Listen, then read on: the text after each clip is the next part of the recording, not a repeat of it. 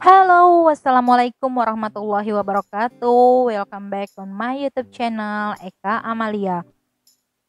Teman-teman, kali ini seperti request kebanyakan, saya akan mengajak kalian membuat martabak yang mudah dan simple sekali. Tapi jangan lupa klik tombol subscribe, like, dan loncengnya agar kalian dapat info terbaru tentang resep-resep di channel ini. Oke, jadi di sini saya pakainya terigu. Terigunya kita pakai yang protein tinggi ya, yang glutennya tinggi. Jadi saya pakai cakra. Juga di situ ada gula pasir dan juga ada susu bubuk ya.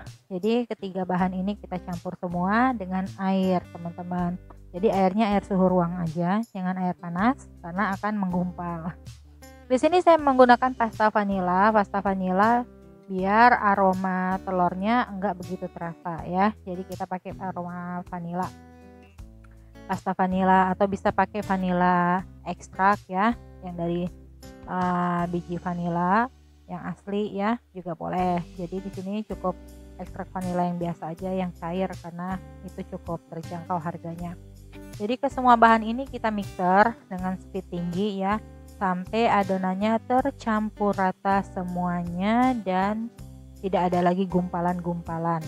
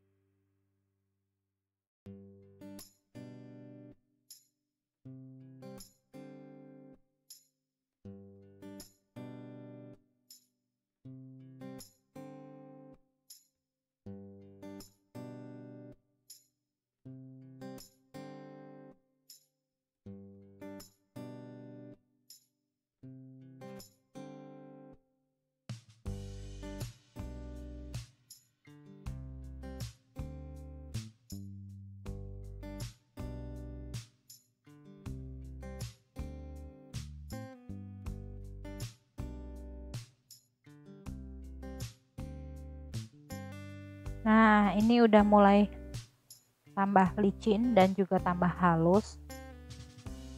Nah, berarti ini udah siap, adonannya nih udah tercampur rata dan terigunya udah mengembang ya. Jadi kita mau diamin dulu, kita istirahatkan selama minimal 30 menit ya, teman-teman ya.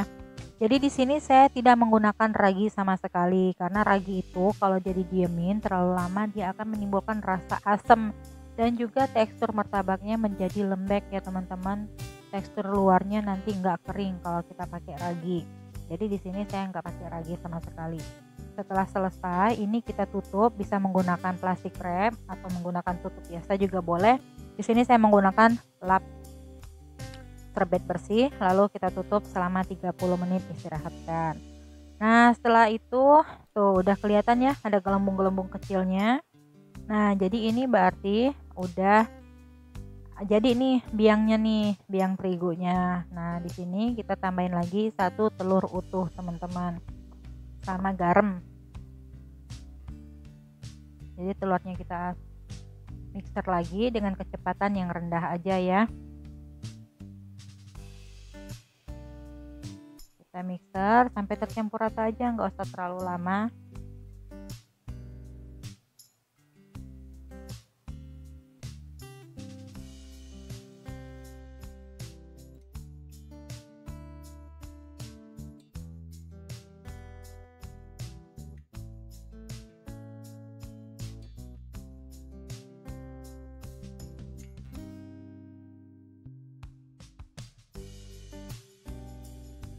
Tuh, udah seperti itu ya, udah rata.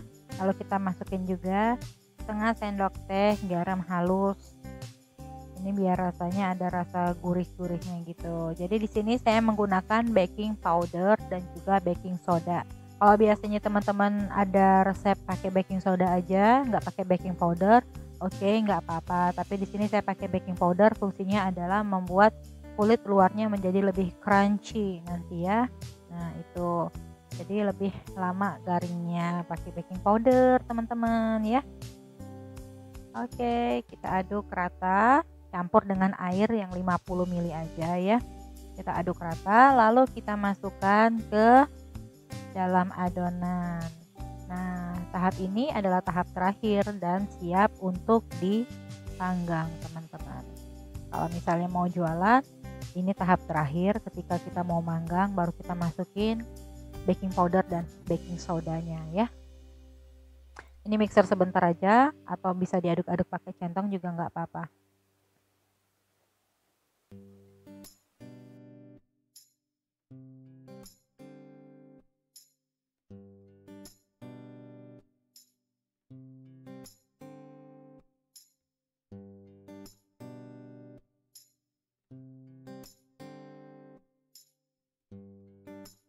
Atau bisa pakai kocokan seperti ini ya, kocokan spiral.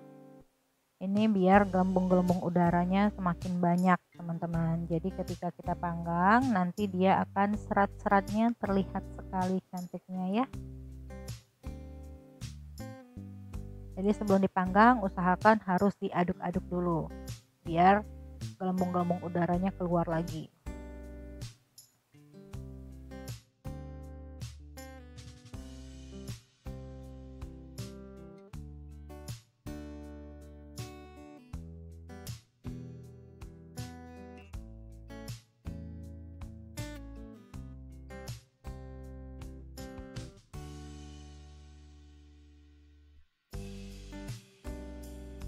Nah, untuk memanggangnya usahakan apinya api sedang cenderung kecil, teman-teman, dan wajannya usahakan yang tebal ya. Memang seharusnya sih pakai wajannya khusus wajan pakai yang besi gitu ya, yang khusus untuk loyang martabak, biar panasnya merata dan tidak cepat gosong gitu. Kalau pakai teflon seperti ini kurang tebal, ya resikonya cepat gosong. Kita harus perhatiin terus kondisi apinya ya. Jadi sebelum kita mulai, kita harus teteskan sedikit dulu adonannya. Kalau sudah bunyinya nyes panjang, itu berarti udah siap untuk dimasukkan adonannya ke dalam loyang kita ya. Oke, lalu kita tuang adonan semuanya ya, lalu kita ratakan. Tuh, pinggirannya dibuat lebih banyak crunchy-crunchy-nya, karena saya suka banget nih pinggirannya nih garing crunchy-crunchy gitu ya. Nah, kita diamkan sampai gelembung-gelembungnya keluar semua. Kalau gelembung-gelembungnya keluar, berarti martabak kita berhasil, teman-teman. Kalau nggak keluar, berarti martabak kita bantat alias keras ya.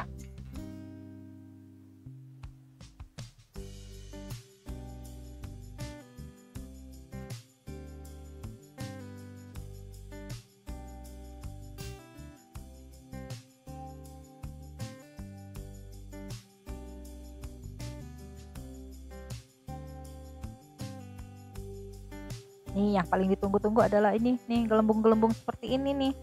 Tuh gelembungnya udah mulai banyak ya. Ini berarti pori-porinya udah bagus nih bagian dalam-dalamnya teman-teman. Kalau pori-porinya nggak keluar, berarti aduh martabak kita itu kemungkinan besar akan seperti pancake teman-teman. Tidak ada gelembung, tidak ada seratnya ya. Jadi harus mempunyai kesabaran ekstra untuk mencoba-coba resep-resepnya. Tapi dengan resep ini asal kalian punya gelas ukur dan timbangan digital, insya Allah resepnya bakal sama. Kalau gelembungnya udah banyak, baru kita taburin pakai gula pasir secukupnya aja. Kalau misalnya teman-teman pengen lebih manis, bisa ditambahin gulanya hingga 50 gram. Kalau saya cukup 25 gram aja ya, nggak usah terlalu banyak. Setelah gula pasirnya masuk, kita tutup, lalu kita angkat dan kita hias teman-teman. Kita juga isi toppingnya tergantung selera, mau pakai topping apa saja tergantung suka-suka teman-teman maunya apa ya. Kalau di rumah saya nih paling suka tuh kacang coklat. Jadi saya mau pakai kacang coklat. Di sini saya kacang tanahnya saya sangrai, enggak saya goreng teman-teman untuk mengurangi minyaknya. Sebenarnya minyak dari martabak ini aja udah banyak banget ya. Jadi saya menggunakannya agak dikurangin dari kacang gitu loh. Nah, itu seratnya udah kelihatan ya teman-teman ya. Jadi ini kita akan olesin dulu dengan butter. Kita sayat-sayat dulu biar butternya masuk meresap ke dalam. Gitu ya. Butternya bisa menggunakan salted atau unsalted atau juga bisa menggunakan margarin tergantung selera teman-teman ya. Tapi saran saya kalau margarin sebaiknya jangan terlalu banyak karena akan meninggalkan rasa asin ya. Jadi sedikit aja, separuh margarin, separuhnya lagi unsalted butter atau mentega yang tawar teman-teman. Contoh mentega tawar bisa menggunakan merek Anchor, Elvire atau apalagi ya. Mungkin teman-teman bisa tuliskan di komen ya kira-kira contoh yang mentega tawar apalagi, biar teman-teman yang lain bisa cari di toko bahan kue terdekat di kota mereka. Oke, nah kita olesin seperti ini semuanya. Kalau misalnya mau ditaburin sama gula pasir lagi oke, atau misalnya mau langsung dipakein susu juga oke, tergantung selera teman-teman semua. Pokoknya selagi resepnya sama, tekniknya juga sama, insya Allah kalian bisa membuat martabak yang bersarang ya.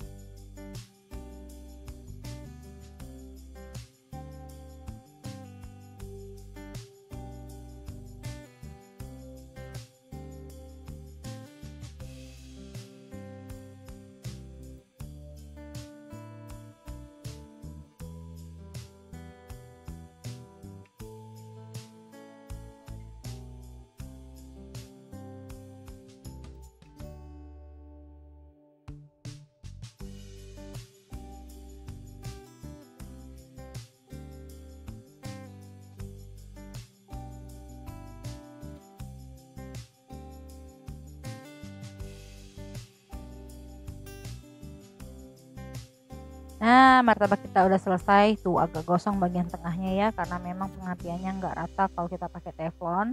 Nanti saya akan menggunakan loyang martabak. Kita akan coba buat lagi pakai menggunakan loyang martabak ya. Ini jadi kalau menggunakan pakai teflon harus benar-benar diperhatikan apinya ya teman-teman ya.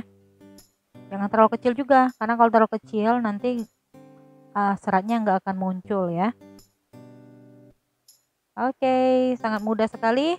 Dan jangan lupa teman-teman, like, share, komen, dan pastinya di subscribe channel ini ya.